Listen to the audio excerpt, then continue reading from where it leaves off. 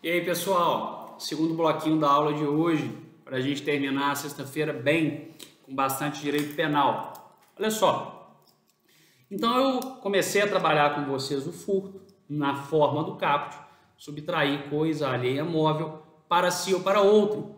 E afirmei que o exemplo mais clássico de aplicação do princípio da insignificância ou do princípio da bagatela é justamente o crime previsto no artigo 155 do Código Penal. Então eu lhes digo que o Supremo Tribunal Federal estabeleceu alguns requisitos orientativos que inclusive o Rogério Sanches Cunha, exemplo do emérito professor, super atual inclusive, ele nos deixa expresso que os requisitos se confundem, são bem parecidos ou não raras às vezes dizem a mesma coisa. E os requisitos para a aplicação do princípio da insignificância, na forma como o Supremo Tribunal Federal exarou, é a mínima ofensividade da conduta, o reduzido grau de reprovabilidade, a mínima lesão ao bem jurídico tutelado ou a ínfima que seja lesão ao bem jurídico ou inexpressiva lesão ao bem jurídico tutelado. Esses requisitos, eles nos dizem, eles na verdade, eles reconhecem, tá, uma consequência lógica da aplicação do princípio da insignificância, é o reconhecimento, tá, pessoal, do enquadramento da conduta à previsão legal ou do enquadramento perfeito da conduta do agente ao tipo penal incriminador, à conduta que se busca coibir. Muito embora o princípio da insignificância nos diz que essa conduta foge à realidade penal, ou na sistemática da Constituição Federal de 88 não indica que seja o direito penal acionado para isso, tá? Ou que seja o direito penal o ramo ideal para o trato de matéria que pode aí talvez ser solucionada por outro ramo do ordenamento jurídico. Note-se que o bolo, no nosso exemplo, ele custava R$17, um valor bem abaixo daquele previsto no nosso salário mínimo. Mas veja, o princípio da insignificância, tá? A título de curiosidade, para a gente complementar, muito embora a jurisprudência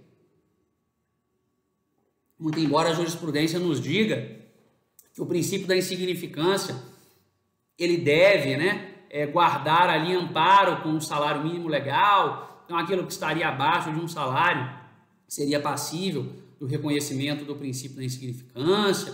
Nós temos algumas orientações nesse sentido, mas eu gostaria mais do que isso, tá? Eu gostaria de conversar com vocês a respeito de que alguns bens, a exemplo de um violão que não vale R$200, é um violão velho que não vale R$200, mas foi deixado ou foi o último presente dado, por exemplo, de um avô para um neto.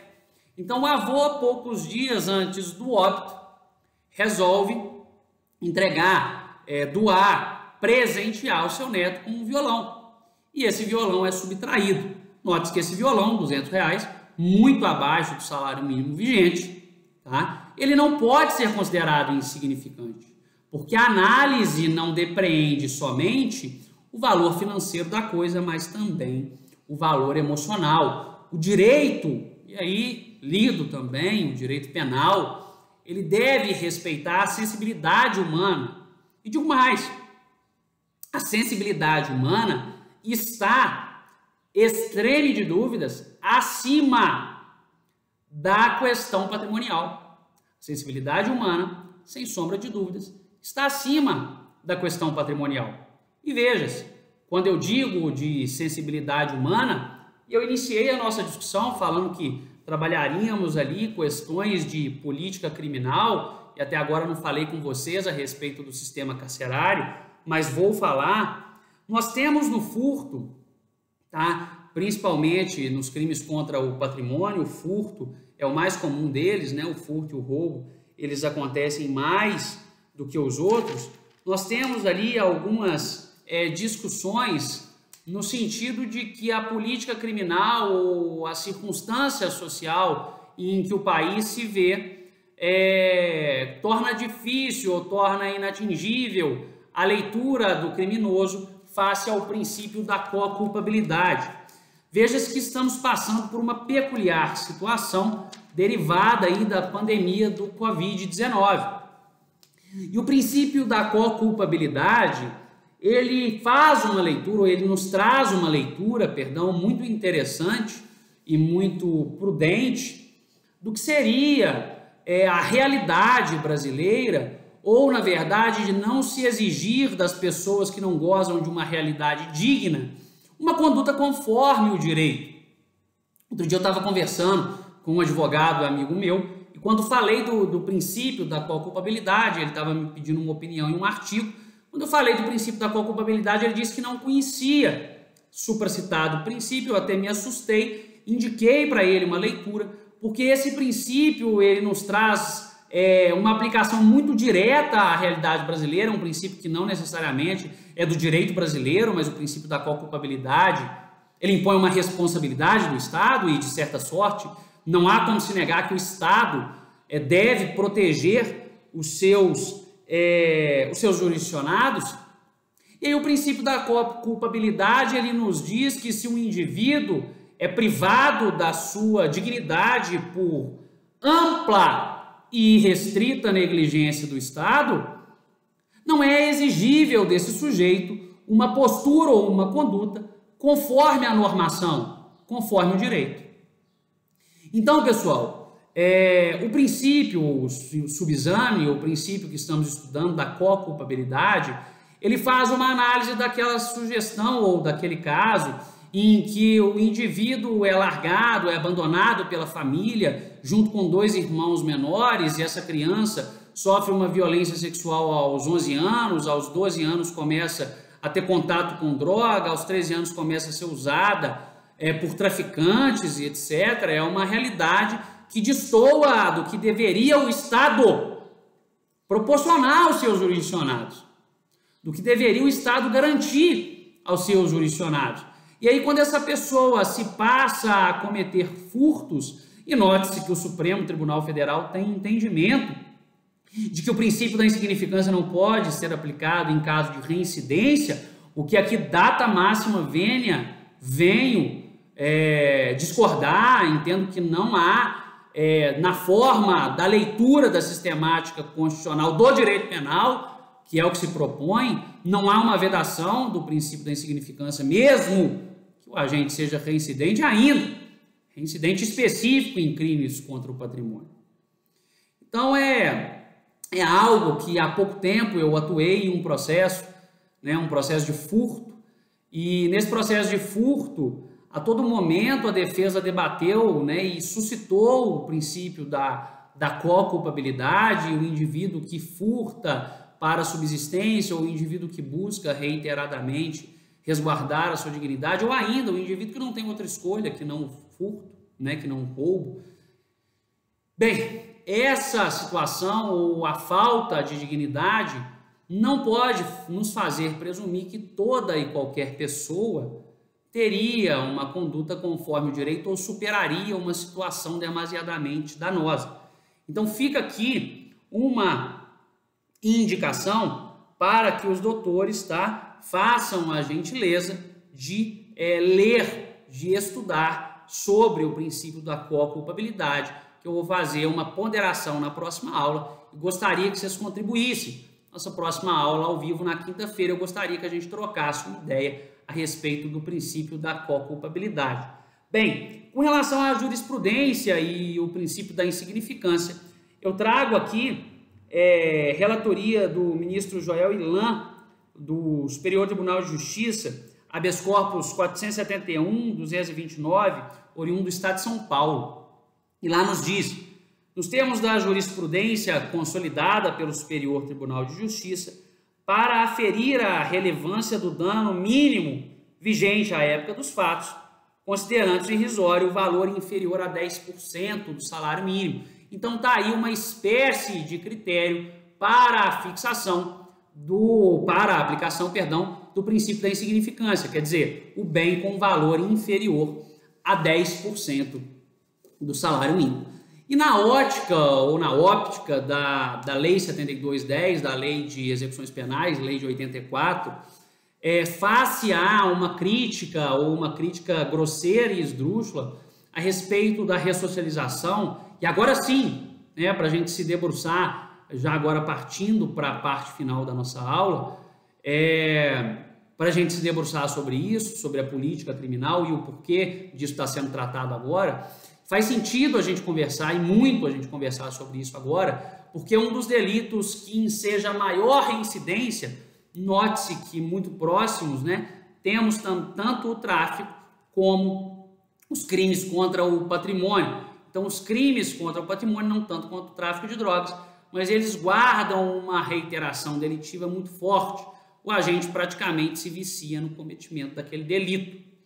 Nós temos no Brasil hoje em torno de 800 mil presos, e num país onde, em tese, disse-á que trata-se do país da impunidade, ou afirma-se que o Brasil é o país da impunidade. Não, o Brasil não é o país da impunidade. O Brasil é o país da punibilidade seletiva. No Brasil pune-se quem quer. No Brasil pune-se o pobre, o negro, né, o favelado, e não necessariamente o crime organizado. Nós temos em 2013 um alarme, né, o alarde, a gente fala de alarde, mas é um alarme mesmo da legislação, no sentido de trazer para nós, agora em 2013, através da Lei 12.850, as previsões do que seria a organização criminosa, como sendo aquele grupo dividido, né, marcado pela divisão de tarefas, de forma escalonada, em hierarquia, né, enfim. Quando a gente traz em 2013 a previsão do que seria a organização criminosa, nós temos que fazer aqui uma percepção dos crimes de repugnância internacional e qual o seu fator ou qual o seu denominador comum. Quais são os crimes de repercussão internacional? Qual a sua consequência? Qual o seu denominador comum?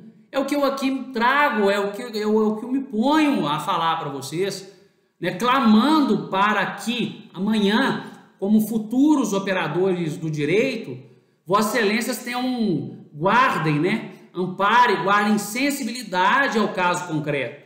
Então, quando a gente fala dos crimes de repugnância internacional, vamos imaginar aí o tráfico de pessoas, vamos imaginar a lavagem de capitais, a lavagem de dinheiro, vamos imaginar o tráfico de drogas, e a doutrina não traz, mas o tio faz aqui incluir o tráfico de armas.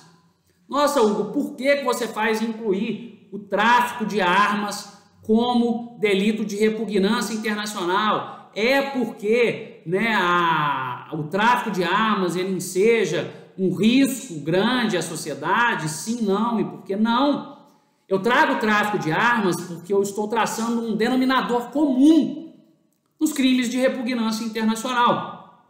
E o denominador comum nos crimes de repugnância internacional são aqueles, ou é aquilo que se diz vinculação necessária à organização criminosa. Sabe por que eu estou dizendo isso? Porque os crimes contra o patrimônio, vamos falar principalmente agora do furto e do roubo, não estou falando aqui do estelionato, da extorsão, que exige algo ali mais complexo, inclusive várias organizações criminosas se põem a aplicar sucessivos estelionatos e também extorsões. Veja-se que, tratando-se do furto e do roubo, quase sempre a ação dos agentes envolvidos ela é desastrosa, sem a mínima organização. Não estou dizendo aqui de casos excepcionais de roubo a banco, por exemplo, né, explosão de caixas eletrônicos. Estou falando dos roubos e dos furtos comuns, dos roubos e dos furtos rotineiros, dos que acontecem com as pessoas físicas, principalmente em ambientes lotados. Esse tipo de delito quase sempre é realizado de uma forma completamente desorganizada e completamente sem estruturação, o que leva, consequentemente, à fácil prisão dos indivíduos ou à fácil captura daqueles que optam pelo cometimento do delito. Bem, quando eu falo dos crimes de repugnância internacional, e aqui eu deixo o liame, né, o porquê da gente tratar de política prisional agora, eu deixo aqui expresso que os crimes de repugnância internacional são aqueles próximos ou são aqueles que se atrelam necessariamente às organizações criminosas. E as organizações criminosas foram, na forma prevista pela Lei 12.850 de 2013, que é uma legislação que veio tardia para o Brasil, mas nós temos que referenciar, a organização criminosa, ela hoje, movida principalmente pela questão virtual, pela questão cibernética, bem como pela farta suficiência de recursos, ela torna cada vez mais difícil, cada vez mais complexo, ela impossibilita a reação do Estado à altura. Então, o sujeito, né, que hoje chefia uma organização criminosa, ele tem ali uma assessoria técnica, jurídica, de informática, enfim, que dificulta ou impossibilita a incidência do Estado. E quando o Estado chega, esse indivíduo já está com uma nova blindagem. Então eu falo aqui de política criminal porque na nossa primeira aula eu disse que direito penal é instrumento de garantia da liberdade individual. E os crimes de furto e roubo, falo novamente, os furtos e roubos rotineiros, na forma como são expressos, são uma coibição de delitos para inglês ver. E faço aqui novamente um trato ao artigo 33 ou uma pincelada no artigo 33 da Lei 11.343 de 2006, afeto a questão do tráfico de drogas, que também os agentes presos pelo crime de tráfico de droga quase sempre são apenas fantoches, são apenas marionetes na mão dos poderosos chefões das organizações criminosas.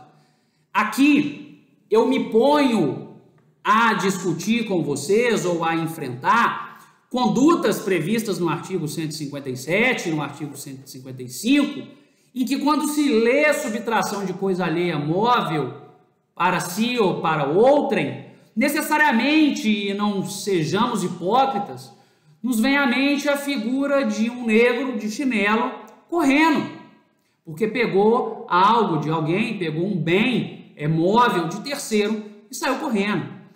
O que nos vem à mente, necessariamente, é essa figura.